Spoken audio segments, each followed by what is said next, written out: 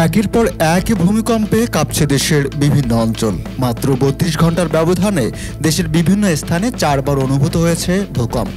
সবশেষ শুধু শনিবারের ৩টি ভূকম্পের মধ্যে একটির উৎপত্তি স্থল নরসিংদীতে, বাকি দুটির রাজধানীর বাড্ডায়। এসব আফটার শক বড় ভূমিকম্পের লক্ষণ হতে পারে।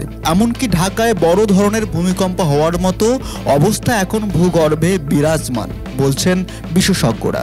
তারা বলেন, বড় ধরনের ভূমিকম্পের শক্তি যেখানে ঘনীভূত হয় তাকে ভূতাত্ত্বিক ভাষায় সাবডাকশন জোন বলা হয়।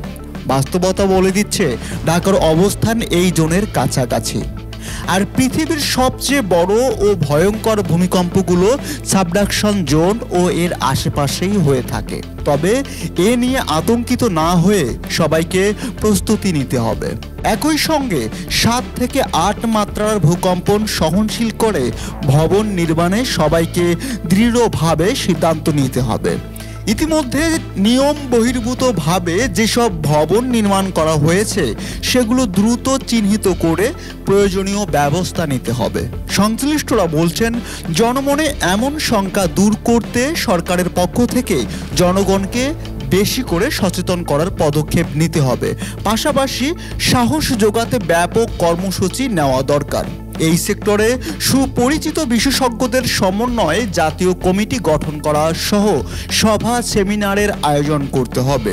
বিশেষ করে যেসব ভবন ভূমিকম্পের জন্য বেশি ঝুঁকিপূর্ণ তা দ্রুত চিহ্নিত করে ব্যবস্থা নিতে হবে।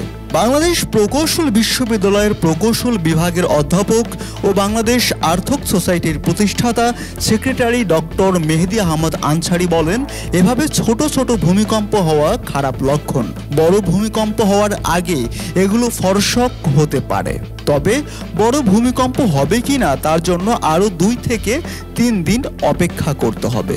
আর সেরকম অবস্থা সৃষ্টি হলে ঢাকা ও তার আশেপাশে 7 মাত্রার ভূমিকম্প হওয়ার আশঙ্কা আছে বলে জানান তিনি। ভূমিকম্প বিশেষজ্ঞ এবং ঢাকা বিশ্ববিদ্যালয়ের ভূতত্ত্ব বিভাগের সাবেক অধ্যাপক ডক্টর সৈয়দ হুমায়ুন আক্তার বলেন, ঢাকার পূর্ব এবং উত্তর দিকের ভূমিকম্পের প্রধান দুটো উৎস সাবডাকশন জোন, যেটি আসলেই ডাউকি ফল্ট। সেখানে যদি ভূমিকম্প হয় তাহলে সবচেয়ে ক্ষতি হবে ঢাকায়। তবে বড় ভূমিকম্প মূল ঢাকায় নাও হতে পারে, কিন্তু একই জোনে কয়েকটি ছোট বড় ভূমিকম্প বড় ক্ষতি করতে পারে বলে মনে করেন তিনি। রায়হান কিবরিয়া, তিস্তা 24 টিভি।